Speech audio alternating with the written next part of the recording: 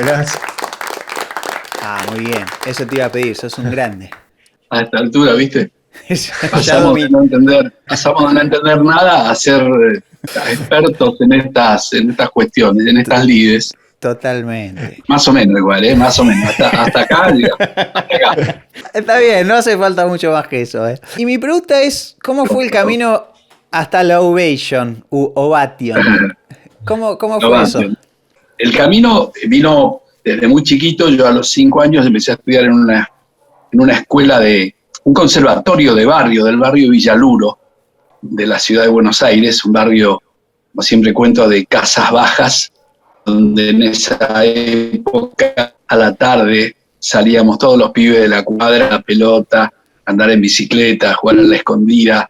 Las mamás y las tías se llevaban sus banquetitas, el tejido y el mate, y era como, hoy sería un grupo de WhatsApp, ¿no? Pero hoy, en esa época, eran las mamás las que nos cuidaban, ¿no? Serían como las cámaras de seguridad de hoy, pero todo mucho más amable, y el barrio era una extensión de la casa, y la cuadra era de todos, y había mucha solidaridad, mucha amistad entre la gente, y bueno, todos nos ayudábamos a disfrutar de la vida, ni más ni menos, ¿no? Y en el barrio había una academia de música, y mis viejos, que eran muy melómanos, mi papá había tocado el piano muchos años, después se dedicó a la filosofía, era profesor de filosofía, mi mamá era maestra, y decidieron que cuando era muy chiquito teníamos que ir, mi hermano y yo, a la Academia Golié, que era la academia donde íbamos todos los pibes del barrio, era como una extensión del juego, y ahí jugábamos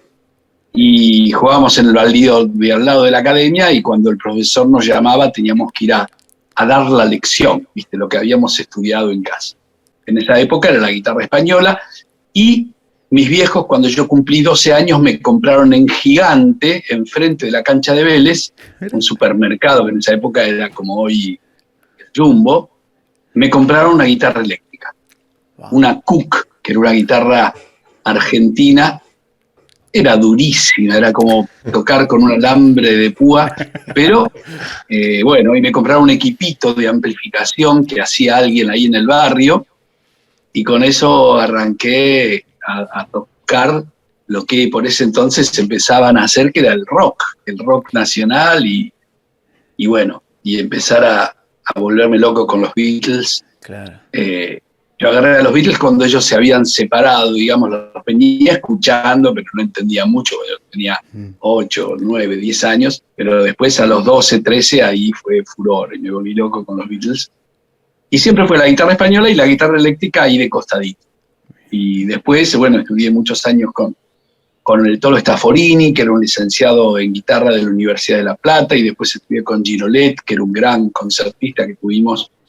Y estudié toda la técnica de Carlevaro, hice un seminario con Don Abel Carlevaro, y me dediqué como a la guitarra clásica, y mientras tanto iba tocando, por supuesto, la guitarra popular, sacando temas de los discos, porque no había ninguna partitura, no, por supuesto, ni hablar de YouTube y esas cuestiones tan extraordinarias de hoy en día. Entonces había que poner el disco 600 veces para poder sacar la armonía o algún contrapunto que a uno se le ocurría, o lo que uno podía escuchar, y tratar de armar los arreglos. Yo decía, pero no puede ser que yo tenga que tocar Milongueo del Ayer de Fleury o una Bourrée de Bach y no pueda tocar un arreglo de este tema que tanto me gusta, que se llama Muchacha Ojo de Papel. ¿Por qué no lo puedo tocar de la misma manera que leo lo otro? No había nada de eso escrito, no existían los arreglos de música en esa época. Y entonces había que inventarlos, había que hacerlos, a oreja, a fuerza de oreja. Entonces con otros pibes, con otros alumnos, nos pasábamos lo que íbamos sacando, ¿viste? Así, che, mirá, saqué este cachito de Blackbird. Uy, a ver cómo es. Y así había que romper las púas hasta sacar, porque la gracia era, y la esencia de la vida era tocar en las guitarreadas, en los fogones, en los campamentos. Ahí pasabas de ser una cucaracha a ser por un ratito por McCartney, ¿entendés? Wow. Trataba de conquistar algún corazón femenino gracias a la guitarra.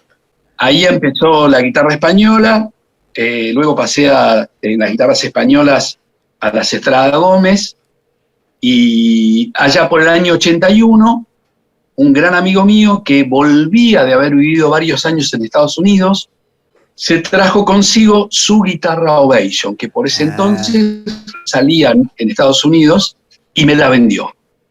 Me vendió la guitarra, me vendió un equipito Yamaha y un micrófono, y yo tuve que pedirle la guitarra prestada porque no la tenía. Yo ya laburaba profesionalmente con la música desde el 78, esto fue en el 81, y bueno, tuve una guitarra Ovation que era como llegar a la luna, porque era la primera guitarra de cuerdas de nylon amplificada, y con esa guitarra trabajé y grabé y laburé hasta el año 2000, que ahí me conecté con la gente de Ovation de acá de Argentina, que son la gente de Casa Breyer, el amigo Gustavo Barri, que casualmente su padre, de las editoriales Barri, era quien editaba toda la música de Carlevaro acá, y los libros, o sea que excelente. Ahí había un lindo circuito de los Barri, siempre han hecho cosas extraordinarias por la música, ¿no? Y me conecté con Gustavo y la verdad que no tengo mucha más, no sé qué vengo a decirte, pero al menos que sepan que hay un tipo que sigue tocando con la Ovation, y yo tocaba con esa guitarra, entre otras cosas porque me había fascinado con ese sonido, y tampoco tenía mucha guita para comprarme otras guitarras amplificables, digamos, como la Ovation. Y entonces me dijo, bueno, te vamos a hacer endorser de Ovation, yo no sabía muy bien qué era, y en el año 2000 me dieron otra guitarra, los de Ovation, ¿viste? Otra Ovation. Entonces ahí tengo mi segundo, con la que sigo tocando. Y 10 años después me dieron otra guitarra, que se la di a una de mis hijas que toca en su grupo de cumbia, se llama Cumbia Nena, ella toca con un Ovation, y así que bueno, esa es mi historia con Ovation. Gran historia. Cuando me dijeron eso de ser endorser, durante algún tiempo fui a tocar guitarras Ovation por distintos lugares del país. Fui a La Pampa, Mar del Plata, que sé yo, un montón de lugares donde me llevaban a un bar, a un centro cultural, a algún teatro, y había en el escenario 10 Ovation distintas, de 12 cuerdas, de cuerdas de metal, y entonces yo mostraba las líneas económicas, las Applause, las Celebrity. Me había aprendido el versito del mango, del ¿cómo se llama? Del alma que tiene el mango, digamos, y cómo, nada, esas cosas. Así que fui de alguna manera difusor de la línea de guitarras. A mí me interesa preguntarte un poco sobre las formaciones en las que tocas. Veo que tocas en cuartetos, que tocas acompañando cantantes, que tocas solo, que tocas acompañando un bandoneón. ¿Cómo abordás tu forma de tocar para contextos tan distintos? Muy buena pregunta. En principio yo me armé el cuarteto como para mi manera de tocar.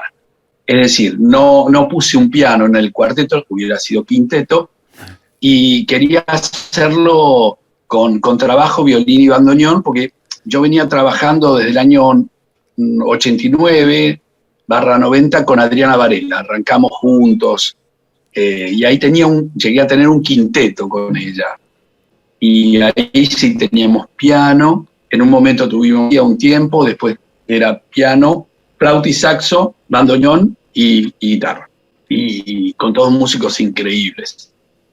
Y cuando terminé lo de Adriana, en el año 98, decidí armar mi cuarteto. Y armé el cuarteto para la manera que tengo de tocar. A mí me gusta mucho esto de acompañar y de llenar, digamos, de como contrapuntear, de hacer una base no solamente rasgueada, sino con ciertos, arpegios, contrapuntos, ideas, digamos, de acompañamiento para acompañar a mis compañeros, es decir, para acompañar al violín, al bandoneón e incluso al contrabajo. Entonces, me parecía que lo que menos quería era limitar ese acompañamiento. Me gustaba hacerlo como acompaño a un cantante solista cuando hundirme, sin pasarme de rosca, eso es lo que pretendo, no estar, digamos, por adelante de quien estoy acompañando, ¿viste? Eso es, a mí me gusta mucho acompañar.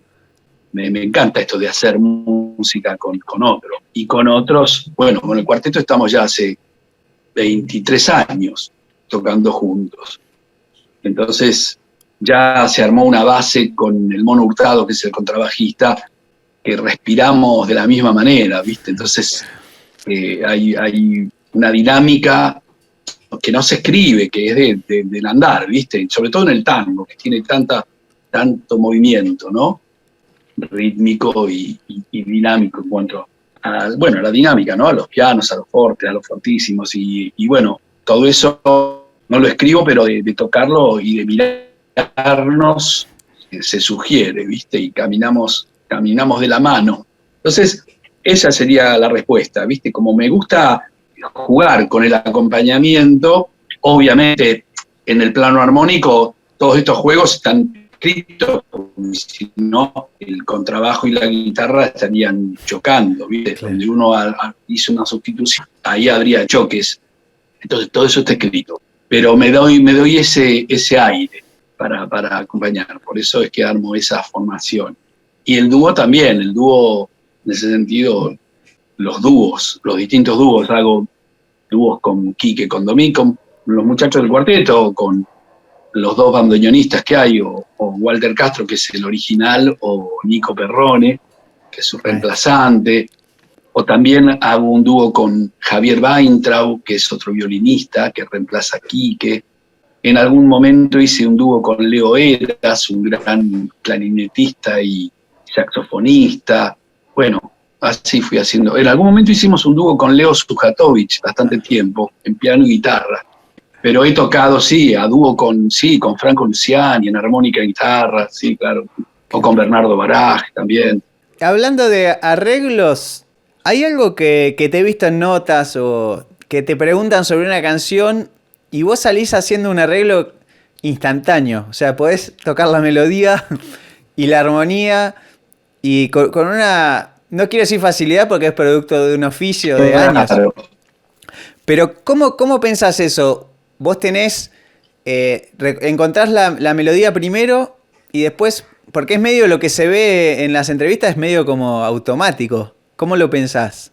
Eso, sí, bueno, en realidad todo viene de esa necesidad de niño / adolescente de los 12, 13 años de decir, che, pero yo me pasaba con la guitarra, bueno, como nos pasa a todos, ¿viste? Cuando te obsesionás con la guitarra, estás todo el día con la guitarra, y yo la tenía en el living, enfrente del televisor.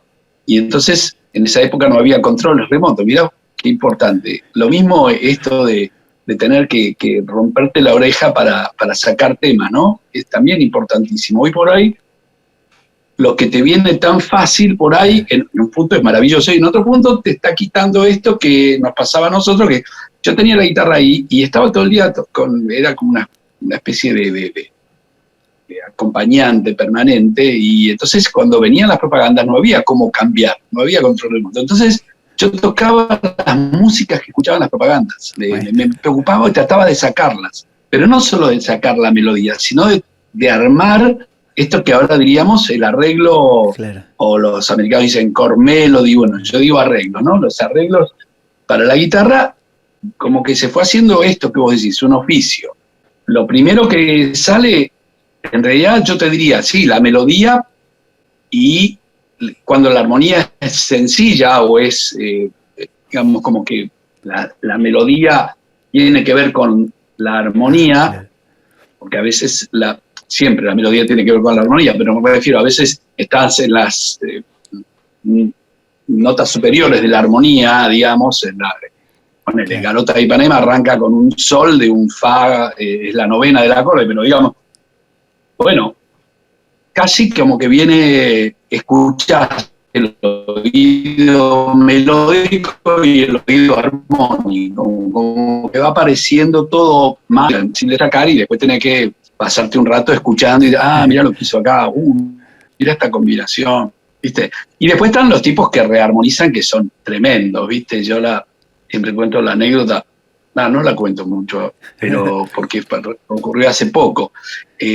Nosotros hasta hace unos años hacíamos el programa con Silvina H10 en la radio, y una noche venía, lo hacíamos en vivo en Radio Nacional, y una noche venía Nahuel Penisi como invitado, ¿viste? Y yo digo, no sé si Nahuel vendrá con la guitarra o no, y si no, voy voy a sacar algunos temas de él, ¿viste? Era la tarde del sábado. Digo, bueno, me dejo la tarde del sábado, saco una... Cuando empecé a escuchar lo que hacía Nahuel en Oración del Remanso, estuve 3 horas para sacar todo lo que el tipo hacía en Oración del Remanso.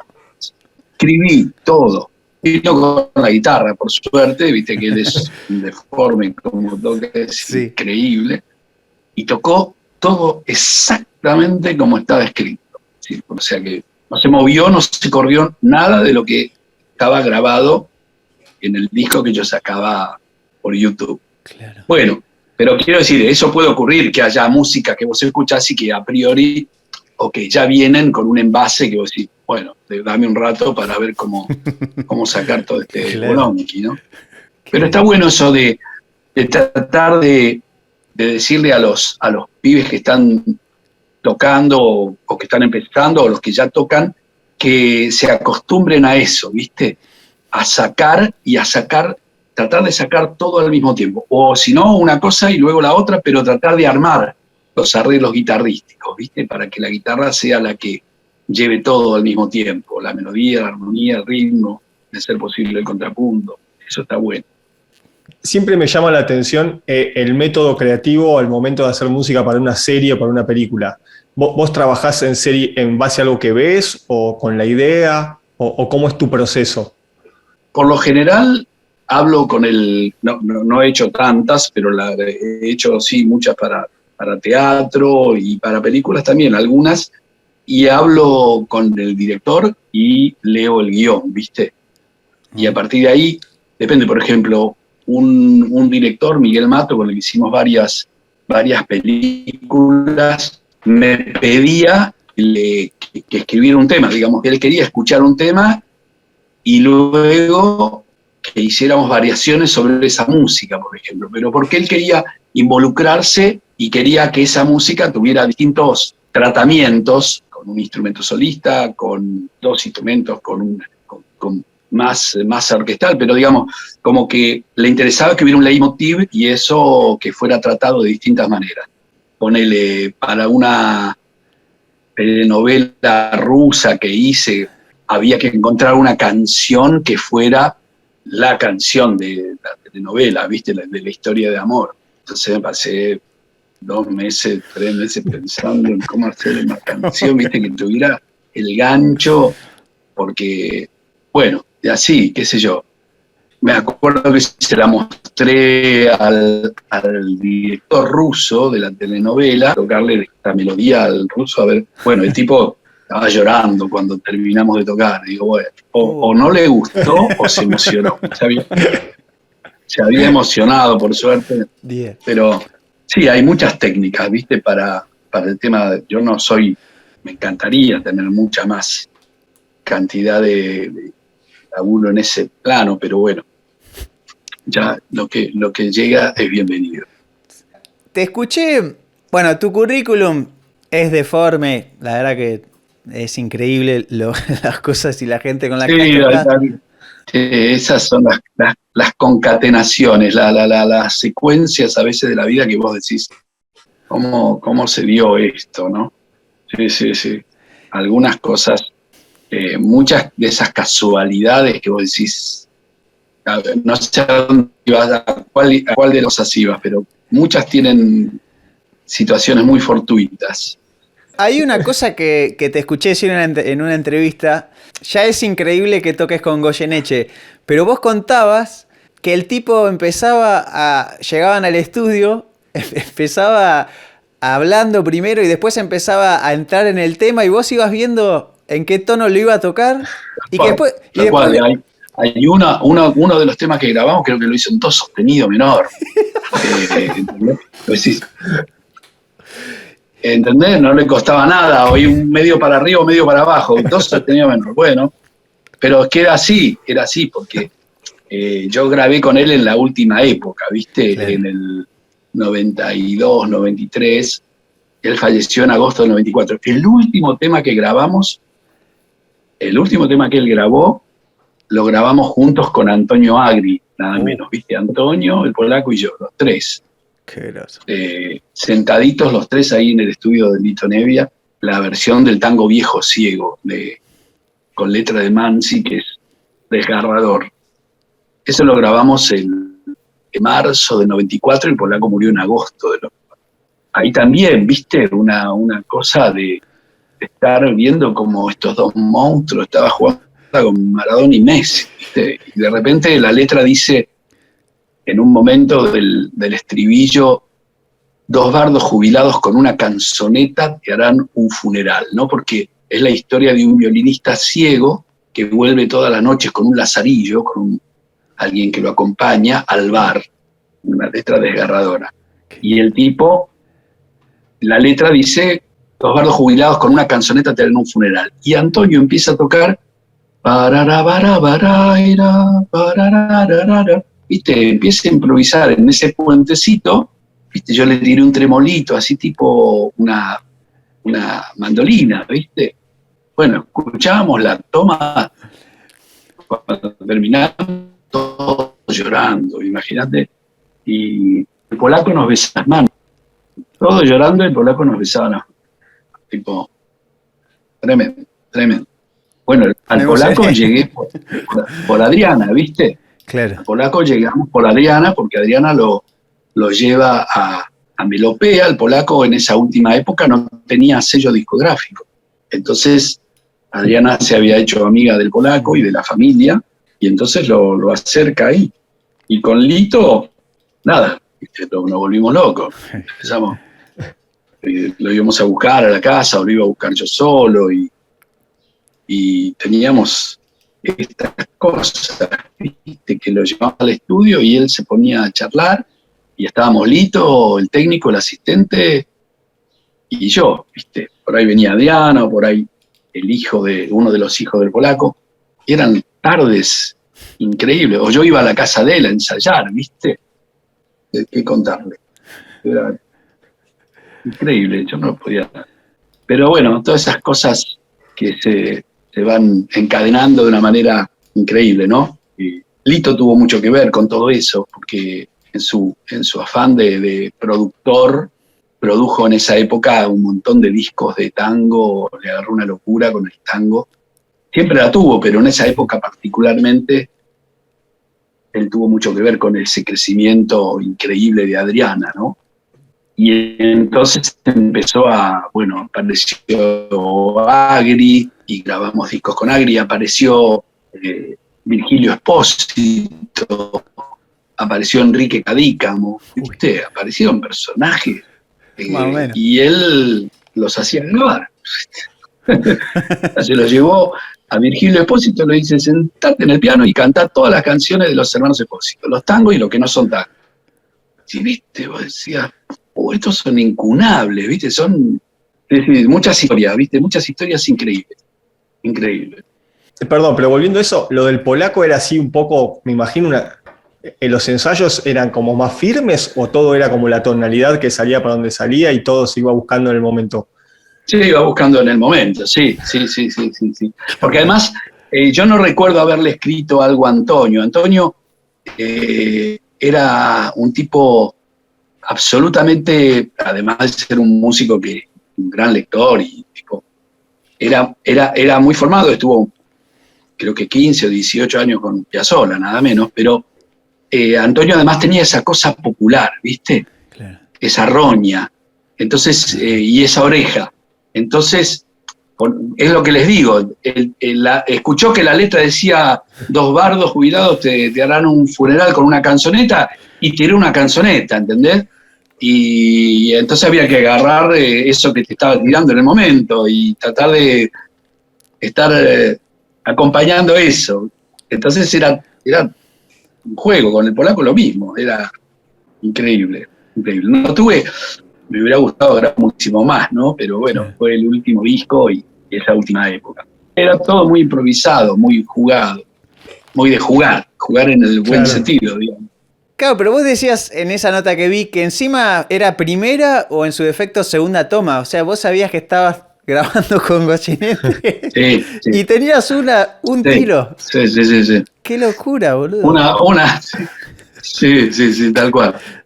A mí se me caen los dedos, me agarra una CB ahí mismo. Sí, bueno, Sí, quedabas de... Lo que pasa que era todo tan...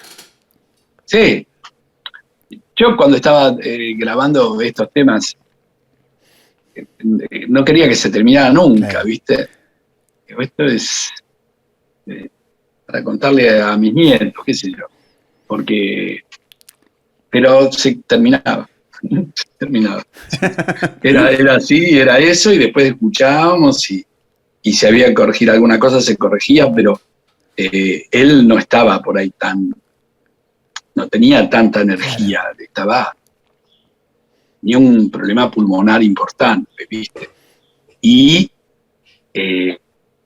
se encanutaba los cigarrillos, y entonces yo siempre cuento la anécdota que lo iba a buscar con mi auto, que era un auto que era un desastre, y que no tenía piso, porque tenía los pisos podridos, se veía el asfalto, el empedrado. Yo le había puesto una madera, eran los 404, que tenían el techo corredizo, pero si no destapabas los agujeritos para que se vaciara del agua cuando llovía, el agua se quedaba atrás. Cuando frenabas, el agua se venía para adelante y era como una catarata. Una catarata, literalmente. Entonces eso, yo tenía un paraguas adentro del auto. Entonces cuando empezaba a llover, yo abría el paraguas y abría un poquito la ventanilla. Cuando frenaba y el agua caía, por el paraguas se iba fuera del agua. Te lo juro. Pero el acompañante no. Entonces cuando iban los amigos que ya sabían, iban todos atrás. Entonces era como un remis.